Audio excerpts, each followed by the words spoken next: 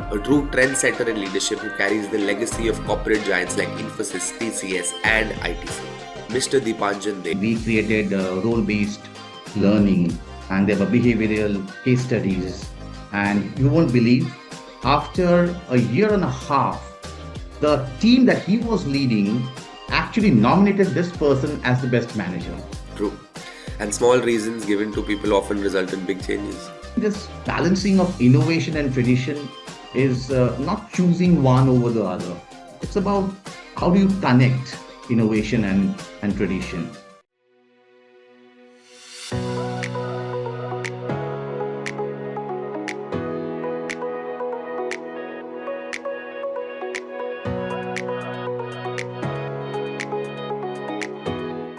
Welcome back to FaceTime with Leaders, powered by Directors Institute World Council of Directors. I'm your host Tanay All, and today we have an exciting conversation ahead. Our guest is an experienced leader with 2 decades of multifaceted experience. Whether it's in technology, operations, HR, or CSR, he's led transformative change across sectors and now aims to channel his passion into the world of global sports. From talent development to driving social impact, he's all about sustainable growth and leadership that empowers communities. Please join me in welcoming Mr. Dipanjan De, a true trendsetter in leadership who carries the legacy of corporate giants like Infosys, TCS, and ITC. Today, he stands as an independent strategist who connects dots others don't even notice. With his disruptive thinking, he helps organizations break their own rules profitably while also revolutionizing India's sporting ecosystem. Sir, welcome to the show, and we would love to know how you are today. Thank you so much, Tanay. Grateful to be here. I believe leadership isn't just a title, it's a huge responsibility to multiply possibility. My entire journey, be it from tech to HR to CSR and now sports, my mission has been very, very simple and very, very straightforward. Build ecosystems that outlast me. And I'm a very, very big fan of Simon Sinek, and he believes in why. And my why is very, very simple, turning the hidden potential into visible impact. Lovely, sir. So, your career has spanned across various sectors from IT and HR to CSR, and now you're transitioning into the sports industry. Could you please take us through your journey? Like, what were some of the pivotal moments that shaped your growth as a leader? Yeah, it has been a very, very exciting journey and lots and lots of ups and downs and lots of challenges and opportunities. I started my journey with Infosys back in 2005. That was the outsourcing wave, I would say. And then I joined TCS, wherein I was into technology. I traveled to US. I was leading a team. Then moved into HR. Very, very exciting function, I would say, into L&D and then resource management and then CSR as well. So I had a span of control of almost 10,000 associates. Was leading different regions in Pune and Bhubaneswar and many other locations. I would say, but I always believe that stories actually kind of give you a huge impact in your life. And I had the opportunity to kind of remember some of these great stories, I would say.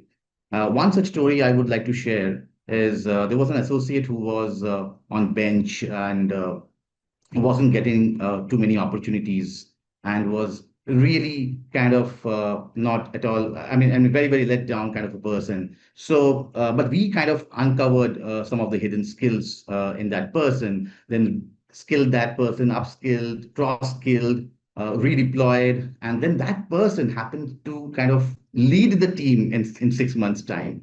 So that left me with that impression that HR function is not just about allocating. Okay, it's not just about managing resources. It's about an aspiration. The same goes with the L&D as well. We were not just taking care of generic trainings or kind of upskilling them as per business requests. We created we had a deep technical team who believed in role-based journeys. Yeah. And what we did was that we understood the role, the day-to-day, the KRAs, And that's how we kind of designed I would say, a learning journey. It wasn't just a standalone learning anymore. The pedagogy, the journeys, and then what happened is that the internal mobility increased by almost 15%. And that's a huge, I would say, moving up the ladder. So training is no more like a kind of a checklist activity. It happened to be an identity shift, I would say. And my experience of CSR was really, I would say, an overwhelming experience for me because it's like giving back to the society. But we just didn't limit ourselves to kind of giving back to the society. We kind of created a multiplier model wherein we kind of scaled it up and we made people empowered. So training trainers who could further train people. So that's how we kind of impacted almost 1 million lives. So I remember another story from here is that there was a rural guy, coming from a tier three place, and he mentioned that this CSR initiative just didn't give him a job. It rather gave his entire family a dignity. And this is a wow moment for me. It's an aha moment for me. So, yes, leadership is, I would say, exponential when you empower others. 100%, And sir. then finally, kind of spending 2 decades, as you mentioned, wanted to move into an area which is sports. By the way, I remember a lot of people asking me, why sports? And I said, hey, it's not a new area to venture out. It's just a continuation of what I have been doing. I see the same principles, SOPs, the same raw talent, I would say, the same ecosystem, the same challenges, and I just wore my eclectic thinking hat, thinking, can I apply the same in sports as well? Which is, I feel, an area which can be double clicked in India. And by the way, so that's my mantra. I would say I don't climb ladders. I would rather build bridges for people to grow. Yeah, that's lovely, sir. So you've led people at scale and driven transformation programs. What does transformation mean to you? Well, transformation, if you ask me, is metamorphosis, and it's like moving from that carbon state to the diamond state. uh, Transformation, is when the learning becomes lived. I remember in when I was in HR, we had a coaching training agenda wherein we were coaching people. So I remember there was a manager who was struggling with a delegation. So this person we kind of created for the entire team. We created role-based learning, and there were behavioral case studies. And you won't believe, after a year and a half, the team that he was leading actually nominated this person as the best manager. So that is metamorphosis, that's transformation, that's self realization, right? And CSR also kind of gave me another lens altogether. Like, it's not just about a system where you train youth to kind of get jobs and kind of, update numbers on a dashboard. But it was a system which empowered all of us to outlast us, if I say. And today, 1 million lives impacted, through this multiplier system. So it's like a very self-sustaining and a very and an empowering system. And the same goes for sports as well. If I see the athletes, I would say they transform under pressure more than they do it in practice. You look at India's cricket story today, the Abhisheks and the Tilaks, they have transformed under huge pressure, right? They have won championships for us. Similarly, leaders don't evolve in boardrooms; Yeah, they evolve in breakdowns. So yeah, transformation for me is very very simple. Like it's when someone looks back and says, "Because of this, I'm no longer who I was a year ago." true. And small reasons given to people often result in big changes. Sir, you worked on multiple projects that aimed at creating long term change. How do you balance between innovative leadership and traditional methodologies in such a rapidly changing tech landscape? Well, this is a question I think I've wrestled with my entire career. For me, this balancing of innovation and tradition is not choosing one over the other. It's about how do you connect innovation and tradition. Let me give you some examples. In resource management, the tradition is to kind of look at the supply demand, allocate people on bench, right? But with if you put that innovative lens, it's about predictive analysts and skill mapping to and then how do you prognosticate, role fit models. So bench then in that case will no more be looked as a wasted capacity. Bench will now be looked as a talent pipeline. It's like a succession planning, not just for leadership, but also for any skilled employee that you have in the organization. For L&D, it's the same practice. Like it's not about competency models and training needs analysis or training identification or doing a training in a classroom. It's about the innovative mindset is something like you add that one more layer of innovation. You kind of then look into role-based training. You look at digital first, right? So you need both. You need tradition to give you a structure, and then you also need innovation to give you that possibility or that opportunity. CSR also happens to be one such area where I kind of saw both. Right, tradition basically taught us philanthropy, and but innovation gave us scale and how can we sustain that outlast us. So tradition gives us a purpose. Innovation gave us permanence. And if you look at uh, technology today with AI and the generative AI, the agentic AI, I keep hearing this that will technology replace leadership? I feel it will never. Okay, and that's a very straightforward statement because tech will amplify leadership. It will not replace it. Okay, AI can predict skills, but uh, I think leaders can inspire trust and build that culture. So this is something that the leaders will be able to do it going forward. Like Federer, I'm a big fan of Federer. Uh, So like he is faithful, and he keeps telling one thing that reinvent but keep the fundamentals. So that's a very powerful statement, and I kind of take a lot of inspiration from him. That tradition is in roots. No, I feel innovation is in the wings. So yes, you have to be rooted. yeah, At the same time, if you and or if you are only innovative, then you will drift. So you need to be rooted as well as you need to have the innovation. So use tradition, I would say, as a compass and innovation as an engine. That's how you create a change that not only lasts but also it scales. yeah, makes sense. So you've been mentoring and so you've made mentoring and talent development central to your journey from schools to corporate boardrooms. In an era of rapid technological change, how do you ensure that leadership development stays relevant and future proof while still nurturing values and human potential?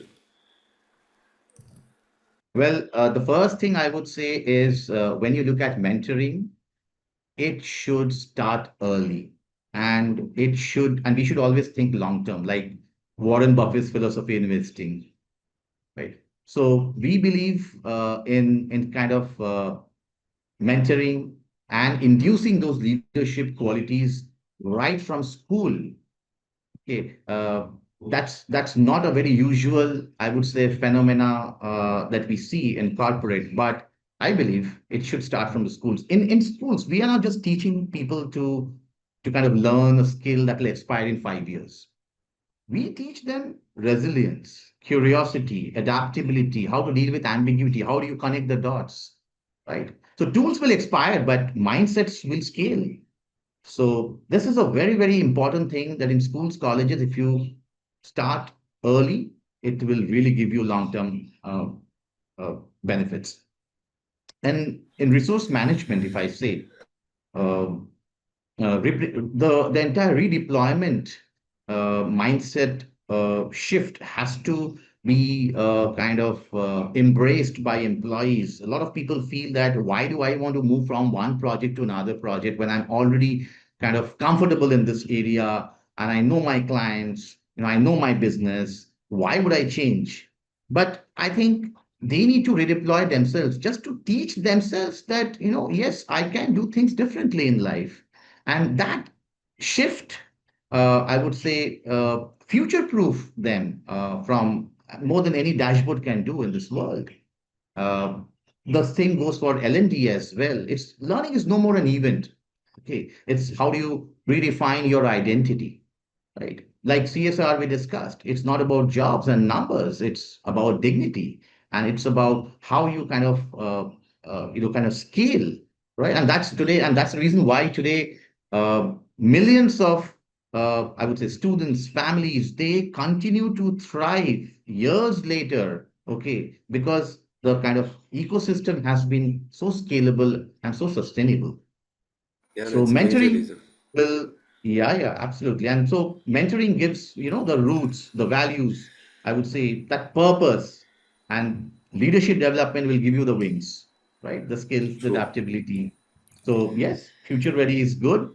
Future shaping is better. Yeah. Okay, sir, now time for a very own rapid fire round. A few questions. The only thing I request you is quick answers, one word or one sentence. Yeah. Okay. So, one food you could never resist no matter where you are. I'm foodie, but I'll go with Kolkata biryani because some traditions must remain secret. Yeah. A hobby that instantly helps you recharge. I love pencil sketching. By the way, leaders do need white spaces to be creative. Yeah. If you could only pick one leadership quality that defines you, what would it be? Empathy, and that too in action. Like Mandela said, lead from behind. Yeah. A book that shaped your leadership philosophy. That's my favorite. I mentioned Simon Sinek. Yeah. Start with the Yeah. why. Versus power. Yeah.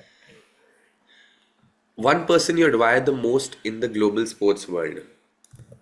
No doubt, hands down, Federer. Pure grace. Grace is strength. Yeah. Your favorite sport to watch. Cricket. It has so many formats and, strategy, patience, uncertainty. Yeah, it has it all. Yeah. The best piece of advice you've ever received. Don't chase titles, chase impact. Yeah. Lovely. One thing you've learned about yourself during your career. That uh, mission has to be a multiplier. Yeah, create ecosystems that outlast us. Lovely, sir. Great. That gets us to the end of our rapid fire round. So, with shortcuts, quick fixes, and even fake credentials on the rise, how do you anchor governance and trust as non negotiables in your leadership philosophy? Well, that's the question I would say, right, that cuts right to the heart of leadership today. Because shortcuts may give you speed, but sometimes they may erode trust as well.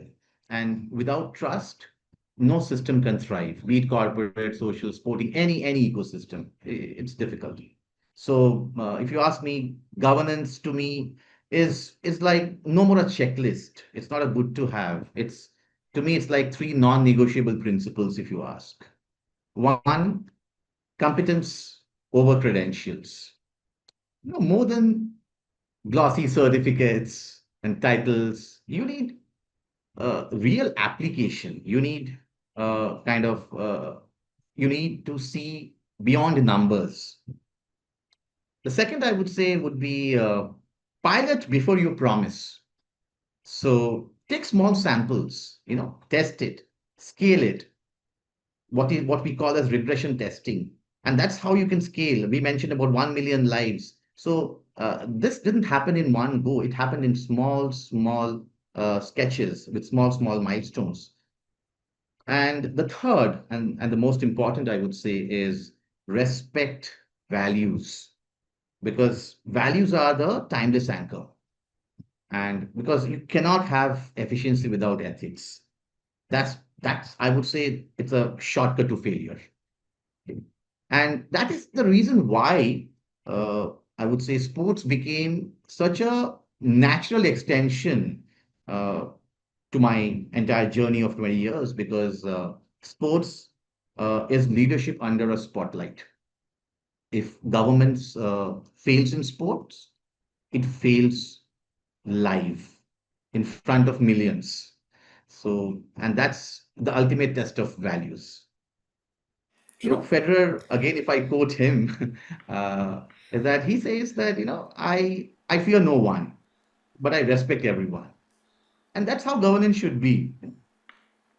The shortcuts, Yeah. yes, will win you races, but governance will win marathons. Yeah. Sir, you've been associated with Directors Institute, which is known for its focus on governance and strategic leadership. What inspired you to join the institute, and how has it shaped your perspective on governance and leadership at a boardroom level?